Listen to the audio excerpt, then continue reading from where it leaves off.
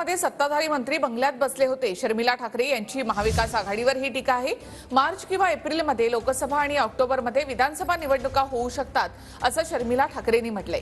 तर साईनाथ बाबर यांना मला वरच्या पदावर पाहायचं आहे असंही शर्मिला ठाकरे यांनी म्हटलं आहे। साईनाथ बाबर यांना दिल्लीमध्ये पाठवलं तर दुधात साखर पडेल असंही त्यांनी म्हटलं। निवडणुकीच्या वेळेला आता मार्च एप्रिल पासून निवडणुका चालू होतील, ऑक्टोबर मध्ये आमदारकी असेल आणि मला ते पुढच्या वर्षी महापालिका लागतील, पण तरी सुद्धा आमची कामं थांबत नाहीत। आम्ही निवडून येवो किंवा न येवो, कुठचाही माणूस हा फक्त आमच्याच पक्षाला काम करतो। मी तर म्हणेन कोविड काळात आपल्या पक्षाने जेवढी कामं केली तेवढी कुठल्याही पक्षाने केली नव्हती। तेव्हा तर सगळे सत्ताधारी होते, ते घरी बंगल्यात बसलेले होते मंत्री, आणि आपला पक्ष रस्त्यावर होता। आपण आपले खूप चांगली मुलं कोविडमध्ये दगावली, पण तरी मी अभिमानाने सांगेन की आमच्या पक्ष एवढी कामं करतो।